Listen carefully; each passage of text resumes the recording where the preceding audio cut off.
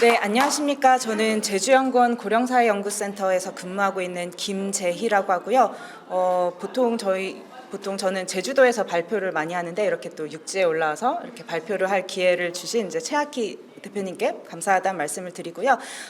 현금 흐름에서 또 가장 중요한 부분이 일자리 참여라고 생각을 하는데요. 그런 차원에서 저는 이제 첫 번째 이 현금 흐름의 주제로서 고령자 일자리 현실 그리고 평생 현역을 위한 과제라는 주제로 한번 발표를 준비해봤습니다.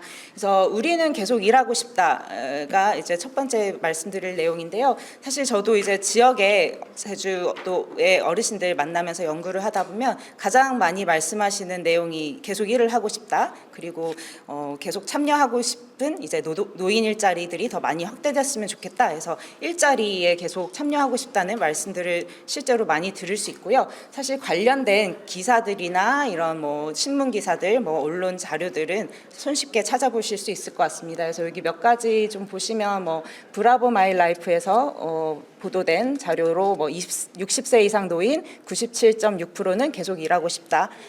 와 같이 뭐 다양한 이제 자료들을 볼 수 있는데요. 이렇게 그 어르신들이 계속 일을 하고 싶은 욕구들은 높아지고 있는 상황인데요. 요거는 실제 고령자 통계 그 고용률이나 이런 취업자 수가 지속적으로 증가하고 있는 것과도 연계해서 생각해 볼 수 있습니다. 그래서 2013년부터 2023년 사이 고령자 취업자 수가 증가하고 있는 것들을 또 볼 수 있고요. 그다음에 고용률 역시 2013년에는 고용률이 53.1%였는데요. 2023년을 보면 58.9%로 실제 어르신들의 고용률도 지속적으로 높아지고 있는 추세이다. 그래서 결국에는 일을 하고 싶어하는 욕구가 이런 고용률이나 취업자 수로도 반영하고 있다는 걸 생각해 볼 수 있고요. 그리고 또 같은 이제 통계청에서 발표한 경제활동 인구 고령층 부가조사 결과에도 보면은 장래에 계속 일을 하고 싶다라고 이제 몇 세까지 일을 하고 싶은지를 응답했을 때 장래에 계속 근로하고 싶어 하는 비율은 68.5%고 그다음에 몇 세까지 일을 하고 싶은지와 관련해서는 이제 73세까지 근무를 하고 싶다고 이제 높은 이제 일자리 노동시장 참여에 대한 욕구를 보실 수 있습니다. 그래서 연령 집단에 따라 좀 희망하는 이제 근무 그 나이 그 연령은 차이는 있지만 어쨌거나 계속해서 73세까지는 일자리에 참여하고 싶다라고 응답하는 것들을 볼 수 있고요. 이거는 보건복지부에서 3년마다 이제 발표하는 이제 노인 실태 조사의 자료를 또 비교해서 살펴보면은 노인의 경제활동 참여하는 비율을 2008년과 2011년 그리고 3년마다 증가되고 그다음 2020년 이렇게 5개 연도를 비교했을 때 2008년에는 이제 경제활동에 참여하는 노인 비율이 30% 정도였는데 2020년에는 36.9%로 한 6.9% 포인트 이제 높아지고 있는 상황이다. 이런 자료들을 좀 준비를 했습니다.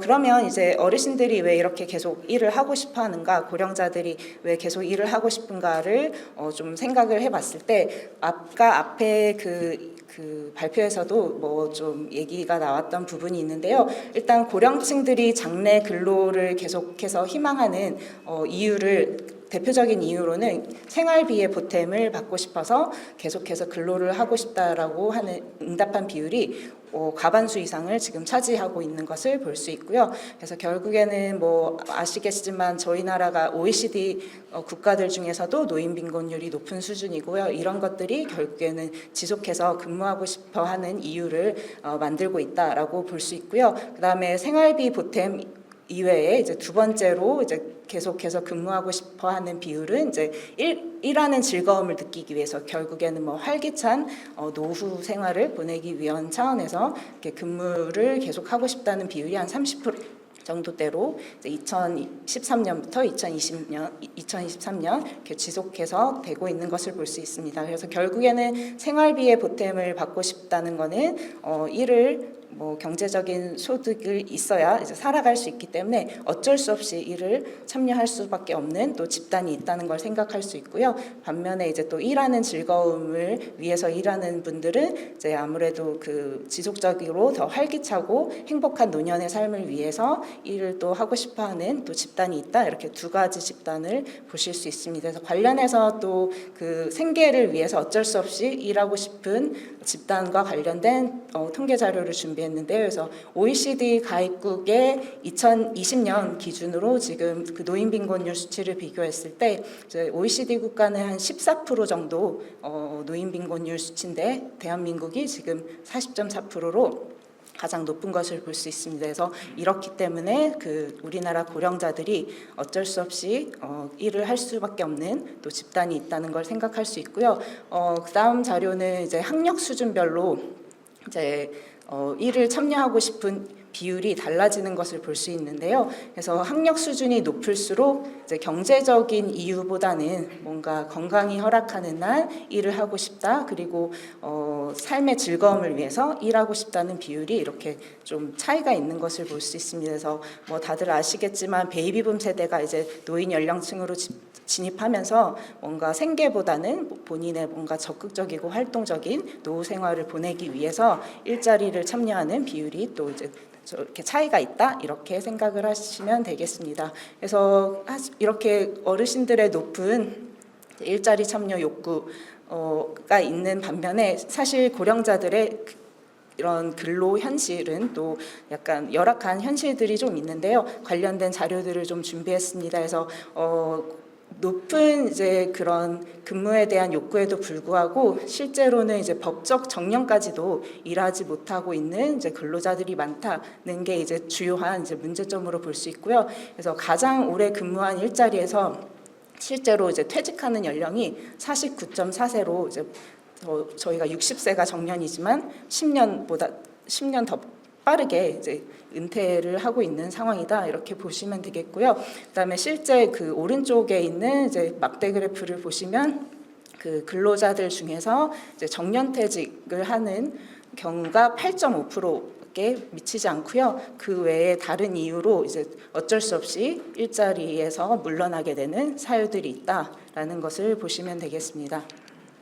다음으로 이제 기업 입장에서는 또 고령 인력에 대한 고용 그리고 관리상 이제 어려움으로 이제 이런 그 고령 근로자들을 그 고용하기 어려운 이제 자료들이 있는데요. 여기 보시면 60세 이상 인력 고용 현황에서 그 지금 한 고령자를 고용하는 기업이 29.4%에 불과하고요. 그래서 고용하고 있지 않는 기업은 70.6%로 이렇게 높게 나타나고 있습니다. 사실 이 중고령 인력 관리에 있어서 또 기업들에서 겪고 있는 애로사항은 이제 74.9%가 중고령 인력 관리에 대한 애로사항이 있다고 말씀을 하고 있고요. 그 중에서 가장 이제 높은 비중을 차지하는 게 높은 인건비에 대한 부담이 37.6%로 가장 높게 나타났습니다. 그래서 사실 기업들에서 이제 고령자들의 그 고용을 꺼리는 이유가 저희 나라의 그 높은 그 호봉제 연공서열적인 이제 임금 체계 때문에 아무래도 이제 그 고용하는데 어려움이 있는 걸로 볼 수 있는데요. 실제로 근속연수가 10년에서 20년으로 증가했을 때 우리나라 임금 상승률이 OECD 국가 중에서 가장 높은 수준으로 나타난다고 합니다. 그래서 보시면 이제 빨간색 그래프가 대한민국인데요. 근속연수가 10년에서 20년으로 증가했을 때 임금 상승률이 15% 정도로 다른 OECD 국가들보다 현저하게 높은 상황이다. 그렇기 때문에 이제 기업 입장에서는 부득이하게 이제 중장년 근로자들의 조기 퇴직을 유도하게 되는 경향이 또 증가하고 있다. 이렇게 볼 수 있고요.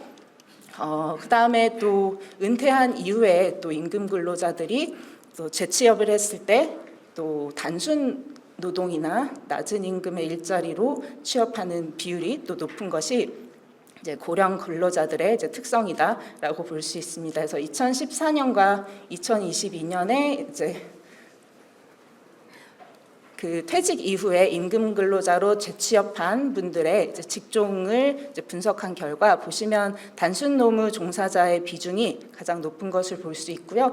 다만 이제 2014년과 2022년을 비교했을 때 단순 노무 종사자의 비중은 좀 낮아지고 그 외의 직종은 좀 더 높아지고 있는 것들을 볼 수 있지만 여전히 단순 노무 종사자의 비중이 높다. 그래서 고령 근로자들이 취업을 했을 때 이런 단순 노동과 낮은 임금 일자리에 근무하는 비율이 높다는 것을 이제 현실이다라고 보실 수 있습니다. 그리고 또 은퇴 연령과 연금 수급 연령 간의 이제 그 격차로 인해 소득 공백 기간이 발생하고 있다는 게 이제 저희 고령 근로자들의 또 현실이라고 할 수 있는데요. 현재 법적 정년제로 그 정년 연령이 60세로 정해져 있는데 국민연금 수급 연령은 63세고 앞으로 2033년에는 또 65세까지 높아지는 상황입니다. 그렇다 보니까 이제 그 연금 수급 시기는 65세인데 정년은 60세 혹은 더 빠르게 정년을 하기 때문에 그 최소 5년 이상의 소득 단절에 대한 공백이 지금 발생을 하고 있고 이에 따라서 이제 고령자들이 고용이 매우 중요한 이제 본인의 삶의 이슈로 생각을 할 수 있고요. 그리고 그러다 보니까 성인의 한 81.3%는 이제 은퇴 후 소득 공백 기간이 걱정되지만 준비하지 못하고 있다. 이렇게 그 노후에 대한 불안 정도를 또 높게 호소하고 있는 것을 볼 수 있습니다. 그렇다면 이제 그 이러한 고령 근로자들의 높은 그 고용에 대한 고용에 대한 욕구, 그럼에도 불구하고 실제 취업하기 어려운 현실 속에서 평생 현역 사회를 위해서 어떠한 이제 노력들이 필요한지를 이제 기존에 많이 발표된 자료들을 좀 정리를 해봤는데요. 먼저 고령자의 고용 기회가 확대돼야 된다는 부분입니다. 그래서 재고용이 좀 활성화될 수 있는 이제 정책 지원이 필요하다. 그래서 최근에 뭐 고용노동부에서 계속 고용 제도 이런 것들을 좀 도입하고 있는데요. 그래서 근로 능력이 있는 고령 근로자를 생산 연령 인구로 좀 편입하기 위한 노력, 그런 차원에서 이제 고령자 재고용 활성화와 고용 확대가 필요하다라는 부분입니다. 그래서 기존의 직장에서 계속 근무할 수 있도록 재배치하는 방법이라든지 혹은 작업장 환경을 좀 개선하는 방법, 그리고 뭐 고령 근로자의 신체 능력을 고려한 직무 발굴과 개발, 혹은 또 지역의 인력이 부족한 기업의 일자리와 매칭을 강화한다든지 하는 이제 노력들이 좀 필요하지 않나라고 정리를 할 수 있고요. 그리고 또 노동시장에서 퇴직하는 근로자에 대한 체계적인 전직 지원 서비스의 제공도 강화돼야 된다라고 볼 수 있습니다. 두 번째로는 일단 고령자의 고용 기회 확대로서 정년 연장이 필요하지 않나. 뭐 최근에 뭐 정년 연장에 대한 이슈가 좀 뜨겁기는 한데요. 그래서 저는 이제 개인적으로는 국민연금 수급 시기까지는 이 정년이 좀 더 점차적으로 연장이 돼야 되지 않나라는 생각을 갖고 있고요. 특히 또 사실 정년이 60세까지라고 하더라도 아까 앞에서 보다시피 실제 또 은퇴하는 시기는 49세 4세 해서 더 10년 더 빠르게 정년, 그러니까 은퇴하시는 분들이 있는 것을 고려했을 때 지금 현재의 법적 정년 제도가 아직은 안착되지 않았다는 것을 또 생각할 수 있고, 이런 차원에서 그 모든 근로자들이 60세까지는 좀 근무할 수 있는 이제 정년 제도가 좀 더 안착하기 위한 사회적 노력이 필요하지 않은가라고 생각을 할 수 있고요. 그래서 이거와 맞물려서 뭐 연공급제 그 임금 체계 개편이라든지 그리고 정년 연장에 대한 그 청년 세대와의 그런 세대 갈등 혹은 사회적 합의에 대한 또 고려가 필요하지 않을까라고 정리를 할 수 있고요.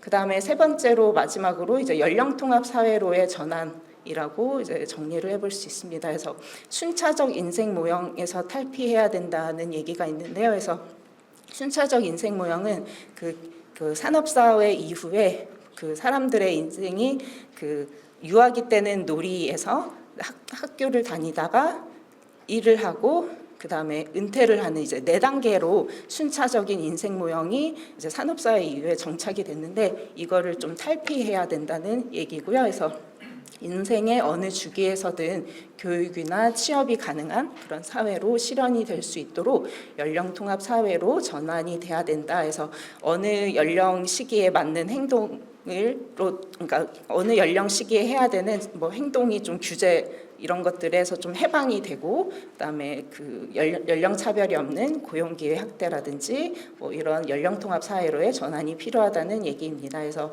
연령 차별이 없는 고용 기회 확대와 이제 연령에 관계없이 직무와 성과 중심의 평가 보상 시스템, 그리고 노동 시장 환경 조성이 필요하다는 얘기고요. 그다음에 일터 안에서 연령과 관계없이 다양한 세대가 좀 상호작용하면서 뭐 자신들의 강점이나 이제 경험이나 노하우를 자유롭게 공유할 수 있는 이런 환경이 조성돼야 된다는 말씀을 드립니다. 그래서 이렇게 몇 가지 평생 현역을 위한 과제를 말씀드렸고요. 부족하지만 이제 발표 들어주셔서 감사합니다. 이상입니다.